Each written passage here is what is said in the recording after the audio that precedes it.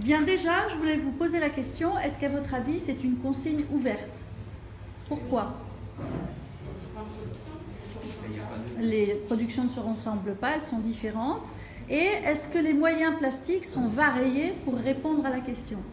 Alors, qu'est-ce que vous avez trouvé? Vous voyez, ces questions que je suis en train de vous poser, c'est ce qui va permettre à l'élève de mettre des mots sur ce qu'il a fait et donc de pouvoir accéder à une pensée symbolique.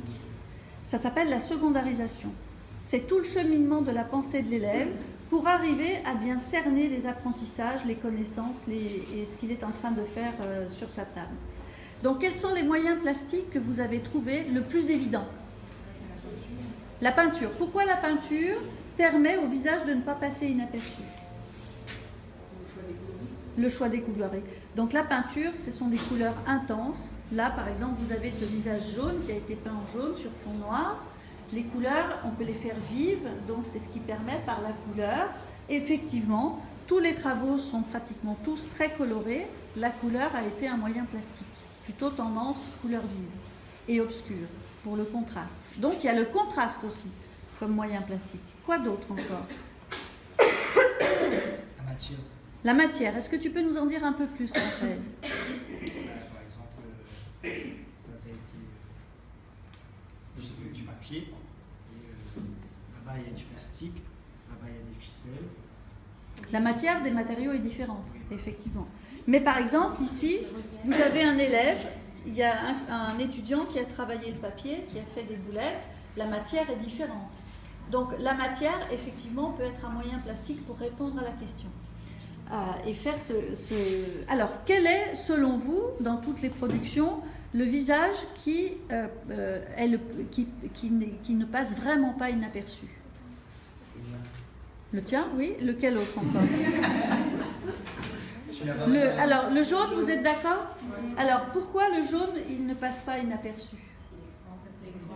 Le format. Donc, vous avez vu qu'effectivement, ceux qui ont pris un format A4 passent plus inaperçus que ceux qui ont choisi un grand format.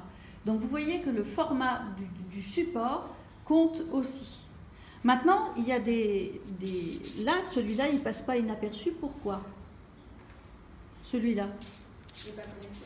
Qu'est-ce qu'il a de différent des autres? Quelle est la différence entre celui-là et le jaune qui est là? Il y a un peu plus de cheveux. Il y a un peu plus de cheveux.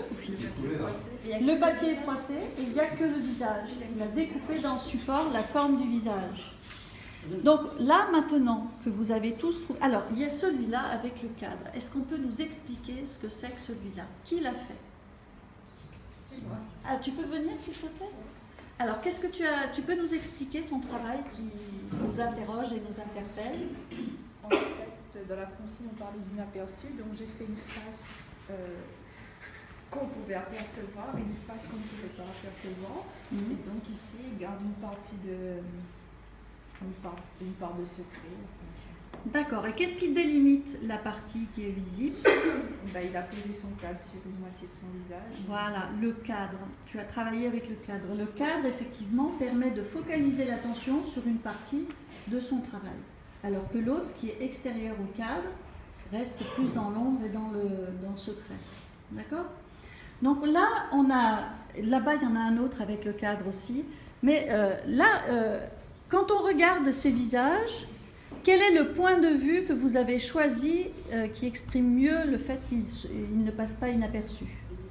Le visage comment? Entier, de face. Mais vous êtes d'accord que là, ici, vous avez sur fond noir, peint en blanc et en rouge, un visage qui est vu de profil. Un visage qui est vu de profil, c'est le seul. Mais il est intéressant de faire parler qui l'a fait celui-là déjà. Tu peux te rapprocher s'il te plaît pour que je t'entende la vidéo. Est-ce que tu peux expliquer aux autres ce que tu as voulu faire? En fait, j'ai voulu justement focaliser l'attention sur le fait que son visage soit caché, du coup que ça attire beaucoup plus l'œil que si il y avait tout à voir tout de suite. D'accord. Et tu as parlé des émotions. J'ai voulu faire en sorte qu'elle ait l'air de ressentir quelque chose. En fait. Donc, par le fait qu'elle ait le visage partiellement caché, par le fait qu'elle soit de profil, qu'elle ait les yeux vers le bas, etc. Par l'émotion. Oui.